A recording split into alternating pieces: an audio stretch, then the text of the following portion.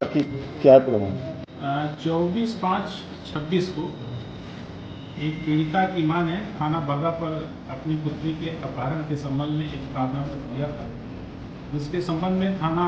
बर्रा पर अभियोग संख्या 172/26 140 BNS दर्ज हुई, जिसमें 2 अभियुक्त नामजद किए गए थे, देवकांत उत्तम और विवेक पटेल। इसमें बर्रा कोतवाल और एसीपी एडीसीपी सभी से सक्रियता दिखाते हुए इसमें 3 टीमों का गठन किया था और इसमें पीड़िता की तलाश की जा रही और कई दिनों तक इसमें जब पीड़िता का सुराग नहीं मिला तो हम लोगों ने सीआईडी के माध्यम से अलग अलग जनपदों में सूचना कराई कि इस हुलिया की कहीं कोई लड़की की लाश मिली हो तो कृपया अवगत कराएं। पुलिस को सूचना मिली कि जनपद बुलंदशहर के जहांगीराबाद थाना क्षेत्र में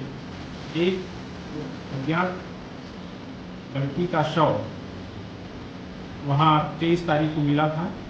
इस सूचना पर हमारी पुलिस कल वहाँ गई थी। इंस्पेक्टर बर्रा और उनकी टीम ने वहाँ जाकर के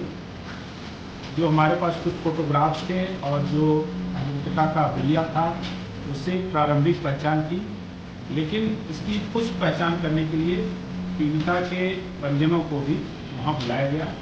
पीड़िता की माँ, पीड़िता के भाई, उनके अन्य परिजन आ गए और उन्होंने उसकी ज्वेलरी और उसके हाथ के कलावे के माध्यम से उसकी पहचान की, लेकिन इसकी वैज्ञानिक पहचान स्थापित करने के लिए उसमें डीएनए मैचिंग की कार्रवाई भी की जा रही है। जब इसमें इस बात की पुष्टि हो गई कि मृतका वही है तो फिर इसमें जब अभियुक्तों से इसमें पूछताछ शुरू की गई तो इसमें संदिग्ध इसका जो एक अभियुक्त था अजीत सिंह से पूछताछ हुई तो अजीत सिंह ने बताया कि वह और विवेक पटेल इस मृतका के शव को वहाँ ठिकाने लगाने के लिए गए थे और अभियुक्त अजीत सिंह के मोबाइल की भी लोकेशन भी उस क्षेत्र में मिली। इसमें अजीत सिंह की जो बयान थे उसके आधार पे विवेक पटेल और देवकांत उत्तम को भी हिरासत में लिया गया और उनसे भी बहुत गहराई से इसमें पूछताछ की गई। तो उन लोगों ने ये बताया कि पीड़िता ने एक प्रार्थना पत्र 19/5 को थाना कोतवाली उन्नाव पर उसके विरुद्ध बलात्कार एवं शोषण कर दिया था और इन लोगों को यह आशंका थी कि उस प्रार्थना पत्र के आधार पर ये जेल चले जाएंगे, इसलिए इन लोगों ने 21 तारीख को बर्रा आकर के और उस पीड़िता को फोन करके बुलाया और पीड़िता जब बर्रा बाईपास पे गई तो इन्होंने अपनी स्कॉर्पियो गाड़ी में उसको बैठा लिया और सचंडी के आसपास रास्ते में ही उसकी रस्सी से गला घोट करके और शव को लेकर के ये लोग शाम को उन्नाव पहुंच गए। उन्नाव में देवकांत उत्तम गाड़ी से उतर गया और विवेक पटेल और अजीत सिंह उस स्कॉर्पियो गाड़ी को लेकर के गंगा एक्सप्रेस वे के थ्रू जहांगीराबाद बुलंदशहर तक गए और वहाँ उन्होंने सड़क के किनारे एक बाग में इस लड़की का शव फेंक दिया। इन लोगों ने उसके कपड़े भी कहीं फेंक दिए थे किसी नहर में ताकि उसकी कपड़ों के माध्यम से बाद में पहचान भी ना स्थापित हो सके। अब इसमें अभियुक्तगणों को इसका पूरा कारण बताते हुए उनको गिरफ्तार किया गया है और मेडिकल के पश्चात उनको मामले न्यायालय में प्रस्तुत किया गया और पीड़िता के परिजनों ने 33 की समर्पण दी। इस प्रकार से अभियुक्तगणों ने भी इस घटना में पूर्ण रूप से स्वीकार किया है। अभियुक्त देवकांत उत्तम का ये कहना है कि ये लड़की उनके ऊपर शादी का दबाव बना रही थी और उससे बचने के लिए इन्होंने ऐसा किया। सर कोई गनशॉट भी बताया था आरोपी ने? आरोपी ने बीच में 28 तारीख को एक षड्यंत्र के तहत अपने गवर्नमेंट में एक फायर इंजरी की चोटकारी की थी और ये उन्नाव में वहाँ दही थाने पर गया था और उसने एक झूठी कहानी बनाई कि मुझे 2 लोगों ने गोली मारी है और इसको हाईलाइट हॉस्पिटल में एडमिट कराया गया था। इस बात की सूचना इंस्पेक्टर बर्रा को मिली थी। बर्रा इंस्पेक्टर ने वहाँ जाकर जब उससे गहराई से पूछताछ की तो उसने बताया कि अपने विरोधियों को फंसाने के लिए उसने ये घटना प्लान की थी। वो घटना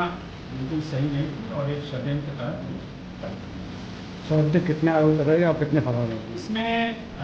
जो फिलहाल इसमें शामिल थे 3 अभी देवकांत उत्तम, विवेक पटेल और अजीत सिंह, तीनों की गिरफ्तारी हो गई है और तीनों को मीमांसा न्यायालय में और कुछ के खिलाफ गंभीर धाराओं जैसे गैंगस्टर की कार्रवाई हम लोग करेंगे। और जो पीड़िता की जो ज्वेलरी थी वो चूँकि वहाँ पोस्टमार्टम में हम सबको मिली थी वो प्राप्त हुई है और इसका पीड़िता का शव क्योंकि इन्होंने इसकी हत्या 21 तारीख को कर दी थी और पोस्टमार्टम 24 तारीख को इसको वहाँ बुलंदशहर में हुआ तो इसकी बॉडी हाईली डिकम्पोज हो गई और क्योंकि इसकी पहचान स्थापित नहीं हो पाई थी इसलिए 27 तारीख को इसका वहाँ इसका अंतिम संस्कार भी